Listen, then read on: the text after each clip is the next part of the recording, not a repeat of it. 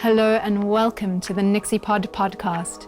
I'm your host, Nikki Felbert, a quantum intuitive coach, teacher, and filmmaker sharing authentic spiritual stories. I deep dive into life's mysteries and magic by interviewing amazing people that have followed their calling. Each episode serves to spark something in your soul. Let's do story time. Come with me. We're going to do this thing together. That sounds like the perfect introduction to say hi to our guests and say thank you, Andrew Newman, for being on my show. Andrew is a creative and he's made this very successful business out of being a creative, out of writing children's stories. And I find that fascinating, Andrew. But I'm also very fascinated with your story. How did you even know that you wanted to be in a creative field? No, not at all. Like, it depends, what age you're asking that question to. But I grew up in Cape Town, apartheid, South Africa generation. My family were a long lineage of jewelers. I got to be the fourth generation family jeweler. So I didn't have to decide whether I wanted to be, I don't know, creative or what I was going to do. But my creativity wasn't nurtured. It wasn't nurtured in the schooling. It wasn't nurtured in family at that stage. And I didn't identify as being creative. So, when you ask that, that's why I'm like, me creative? And now I sit next to this pile of conscious bedtime stories that's getting heavier and heavier to carry around the world with me as I travel. 18 on the pile today, and 19 and 20 are in print at the moment. And I remember when I sat on this Scottish hillside with my journal and was bunkered down in the grass and the wind that's inevitable in Edinburgh. And I was just journaling and writing poetry like I do. And I wrote a poem, and then I knew this one needed some pictures. And it was like, that's it. That's where it started. There was nothing strategic about it. There was just this spark of that creativity. It's an impulse when it comes through. And it was like, there was this impulse and just the space to write it down, and half an ounce of trust to go, I can get pictures put with this. And I still hid that book. That book hid for 4 years. It didn't. My illustrator got told she can't share it with anybody. I said, this is just us. We're going to create it. And I needed to be so protective over it, because it was this first infant spark of my creativity that I wasn't yet ready for anybody to say, oh, why did you do it like that? And it has to be your process, right? Each person has their own process. Totally. Yeah. Yeah. So, I'm listening. I'm like, why wouldn't you share? I've read a lot of your children's books. I'm like, they're amazing. Why wouldn't you share it? But that was your process. Yeah. And also that you followed through with putting illustration to it. Yeah, that was fun. It was fun. It was a little nervy to spend some money on creativity. It's probably my first dollar spent on. I was earning £10 an hour doing care and support work in Scotland, and my friend who is the illustrator charged me £10 an hour. So it's not exactly a lush season, but it was important. But I wanted the protectiveness, because the mirroring that the world had given me for who I was and my self-expression and my creativity had been really negative mirroring and really unsupportive and really harsh. And because of that, it wasn't natural for me just to go, here's a thing, and trust that the world was going to go, oh my God, it's beautiful. Love what you created. That's amazing. I was ready for the world to say, huh? And what do you think you're doing? Get back in the box that we think you should be in. I have this deep passion of and really encourage people to let the first spark of creativity live unedited but protected, and until you're ready to believe in it yourself and have your creative voice be louder than the creative voice of the world that can be a little bit hostile at times. Yeah, I think that's a lot of people's experience. I can Mm. definitely relate to you going, Phew, I need to be really ready to put this out there. And also, once you are ready, there's something else that shifts within inside of you that allows the world to accept it, I believe. Yeah, I think that's valid. I like how you said that. There's a readiness for feedback that we can arrive to. I can certainly say that the process of doing more books on top gave me this opportunity of to be less concerned about the feedback, Mm. uh, to trust more my own process of what I'm writing. I have a stronger why. In my case, it's like I've got a very strong why in this. I want to help families connect more deeply with their kids in the last 20 minutes of the day. And I know that the mindfulness and the social emotional learning and the spiritual healing and the psychology background that I have is stuff that we need at a younger age. And our parents need it as resource. So my why is very interwoven, and it becomes something that's more of a tree trunk in me than just a leaf blowing around like that first story. I didn't yet have it. The Yeah. story led me to the why, as opposed to the me having the why up front and then getting to the stories. So that drove you. And I mean, your business is Conscious Stories, consciousstories.com. Yeah, So it's very much interwoven into your why. It's all very clear. yeah, and yet it had to become clear. Like in Right. me, it had to become clear. All I had was a spark on a poem on a Scottish hillside. And then I really, it was already, there was an alignment. By that time of life, I had made the commitment to teaching, counseling, and healing. I knew that was my path. I had done the turn away from the fourth generation family business into the unknown of like, what am I doing? Ooh, And right, yeah, it was big. who am I if I'm not a jeweler? Yeah. I mean, it was identity. It was a healthy egoic structure, but egoic structure nevertheless. And then I actually asked the question, not what do I want to do, but how do I want to be? And it felt like that was a pivotal question in steering how I ended up studying healing and psychology and personal development work, Mm. because I knew that I actually just got to be around people who were better at me than being human. I liked how they did humaning better than I liked how I did humaning, and they seemed to be able to stay present and make eye contact. And at that stage of my life, that my head was down and my eyes were averted, and Mm. I wasn't able to stay present with my own feelings, let alone the feelings of another human being who was in some way emoting or emotive. Or it Yeah, was no, that is a journey in itself, isn't it? Very much yeah, so.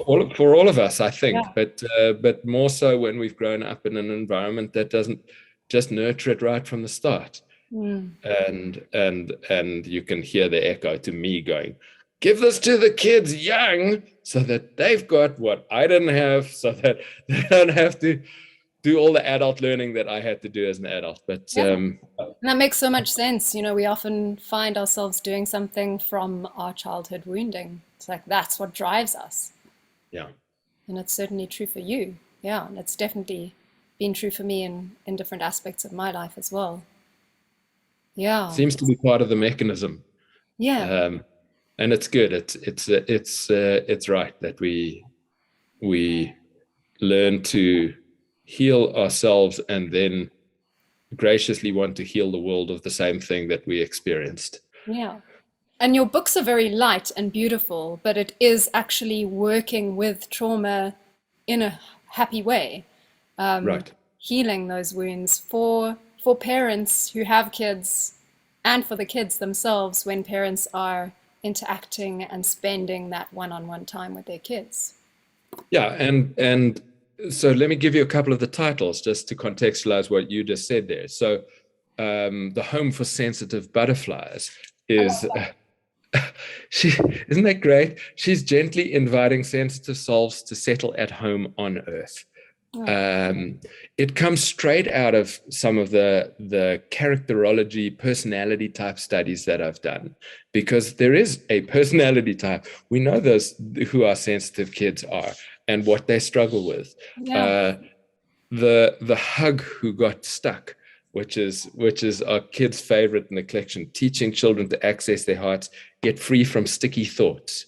Let's make it normal. It is normal. Our heads get in the way of our hearts. This is this is what happens. So make it visual, make it accessible, make it normal, give a language so that you can then go, oh, sweetie, have you got a stuck hug? Have you got some sticky thoughts? Like, do you need what do you need to do? Let's do the thing that the hug does in the story, because then you'll like, Yeah. Oh my gosh, I'm totally doing that with my tween. Do you have some sticky thoughts? She'll be like, Mom, yes. right. Yeah, she'll roll her eyes first very loudly because she's a tween, and then she'll go, yeah, now that you mention it, actually. Exactly. And if she's known the story, then she's got it. Then we've got Ellie Jumps a Mile, one of the 3 elephant stories, and teaching kids to recognize fear and to calm themselves. So we know that awareness is the first superpower from which we can begin to choose how we regulate. If we've got the skills to regulate as an adult, we know we've got to help our kids learn those skills. But for us, and regulate for them when they don't have the skills. Oh, so well said. That's right. Through our breath, through our presence, we do the regulating. And one of the hardest things of parenting is that our kids are the closest mirror we can possibly receive and constantly trigger us. And if we're trying to help them regulate, we need to be a regulated presence before we can offer that. You can't sort of walk into the room at night and go, come on, go to sleep, hurry up, we go to sleep. But if we can take that split-second breath that just goes, and we align our intention just for calmness and for a smooth transition and an effortless going to sleep transition, and then we come in and we just bring that presence and we say, hey, here's your boundary right now. The lights have to go off. It's time to go to sleep. You had your story. I'll be here to meet you in the morning. I feel much calmer just hearing you say that. Actually, I'm like, oh yes, a boundary. Yes, that is what I meant to do. Okay. Yeah, and from that really calm, regulated space yourself. It's in the tone. Yeah. That's right. And the tone can only come from the connection to self. I mean, I put my hand on my heart to do that and took that breath myself to drop. And we have to find this, I don't know the word, interiority is the word I'm making up in this moment. We in the story, the boy who searched for silence, he goes looking for silence out in the world and he can't find it. And he gets really mad, actually. He gets super frustrated. And in a moment of like despair, he actually drops inwards and he falls inwards into silence. Wow. And he discovers it's this place inside him.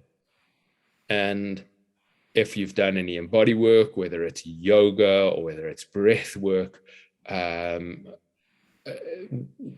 is this possibility of discovering like boundless space deep in the belly that you can actually go and occupy, and you can hang out in that. And the whole universe in there. there is really a universe in there. Yeah. And so a minute ago, I hear a new story coming. The universe in the belly. How's it gonna go? Yeah. So when we've found the spaciousness of that by doing some personal work and some mindfulness work, it's always with us. And then we can do that regulating breath and the intention setting. We can just go there because we there now as a location. It's like, if you haven't yet done the work and you're not understanding the what I'm talking about, that's okay, because that's also part of the stage of the development. It's like, we were talking about creativity. Where does a poem or a story come from? Just think about that for a moment. But think about it with your whole body. It's like, where, whoa, Mm. where does that first spark emanate from? And if you slow down enough, and even the question is enough, even if you can't slow down, even if you can't feel it, the question is enough to carry that question, because it will lead you to a creative spark arising and an impulse. Yeah. You sit down and go like, hey, I've got a blank piece of paper and I'm going to write a poem, and the poem's going to have the word chocolate in it. Yeah. And then you wait. And you don't get the whole poem. It doesn't form in your mind all in one place. You get a little word that braves its way out onto the page. Oh, And there it is. And then the next word reveals itself, and the next word reveals itself, and then it keeps unfolding. And maybe we stop the unfolding because we get a bit into our mind and we go, what should it be? But then the mind falls away again, and the next word unfolds, and then it's like this poem. It's like, did I write the poem? Did the poem exist somewhere just behind the veil? And it was fully formed, but it kind of fed itself to me one word at a time, and I was just the scribe, and it kind of came out. And it's like, I love that visual. Yeah, that's amazing. And then how to access that? Is it just to trust? Because you're kind of almost going into a different space to find that or to open up to it. Is it about trusting that it's there? I don't know if I'm the right person to ask, because for me it is just there. Yeah. And I don't remember when it started being just there. Yeah. And I don't know for sure if that's true for everybody. In the space of words, in the space of literature, I really believe it's true for everyone in their creative zone. Yeah. So if you're painting or you're at the piano, it's like just being at the piano and being able to tinkle. Don't have to have the whole song. You can go to a piano with no musical skill and tinkle, and you will find a little rhythm that you like. Yeah. You will repeat that rhythm. And that doesn't take any training. That's part of the mechanism. It's how we're built, and how self-expression happens, and how creativity seems to flow. But I mean, sure, trust helps. Trust is, and yes, trust. And experimentation and curiosity. And this conversation is where my work is going. There's 70 or 80,000 words of a book written already about the creative cycle and the creative process, and how we're moved by this impulse that when it comes through us, and what gets in the way because of our psychological echoes from being young, and how the world mirrors the creativity, and then whether or not we can get all the way around to the satisfaction of a great creative moment where it's like, here's my story. Thank you, Andrew. Pride, natural, healthy pride sort of emerges. I'm exploring the meeting point of psychology, spirituality or mindfulness, and creativity. I think that psychology and mindfulness are things that we do, and I think that creativity is who we are. So creativity infuses our therapeutic work. It infuses our psychological understanding. It infuses our mindfulness even, in a way that's just like profound. It's like, this is the goodness of life. If you're making dinner at home, your creativity is actually happening. Like, oh my goodness, I've got nothing to eat. And then you open the fridge and you look around and you think, oh, all right, there's a can of beans in the cupboard. Yep, we could put that with that, and this with this, and a plate of food, a meal arrives. Yeah, well, sometimes it's not as easy as that. Sometimes I open the cupboard and the fridge, and then the other cupboard, and then the fridge again, and then the other cupboard, and then the other cupboard. And it takes a while for me to go, okay, that's what I'm going to do. So it takes a while of exploration. in every expression of the creative cycle as I see it, I call that the hustle, right? Expect to hustle. Don't expect it to just happen. Sometimes we're lucky enough to have one of those open channel moments, and it's like, oh, and then like the story just writes itself. And I have those moments and I love them, but I can't wait for them to happen. Otherwise, I would only have one book. Right. I have to hustle. I have to do the work, and things that are new also wobble. So I also expect to wobble. Here's my new creation. You heard that I wobbled for 4 years with that first book. I was like, I don't know that I can tell anybody about it yet. It was me wobbling. It was me being scared. I was like, me not quite daring. No, I mean, there's less risk in creating dinner, but you were asking about trust. So I give the question back to you, like, do you need to trust when you're looking at this cupboard and then that cupboard and then this fridge and that fridge? Is trust part of your creative process for dinner in that moment? Yeah, in some ways, because if I get into a space where I don't know what I'm doing for dinner, and think of this as a metaphor as well, um, and I get into my immature feminine, the little girl, and I'm like, there's not enough here. I don't feel like that, and I don't feel like that, and I wanted something else, and I don't have the ingredients, and then go, hold on a second, I actually have to make dinner. The breath. Okay. Yeah, I know there's stuff here. I know there's stuff here that I can make dinner with, and it always turns out pretty good, actually. If I do say so Yeah. myself. I love that we can, in the creative space, we can create from different ages. Like you name the immature feminine, just this young part of you, and it's like you can sit down intentionally, give her space, get the crayons out, and say, "What do you want to draw?" And she can express herself. She can say whatever she wants, and and other times we can bring the executive or the higher self or uh, mama bear, whatever we call her, and she can be online and go like, oh, today we're going to create from this place and see what she wants to say.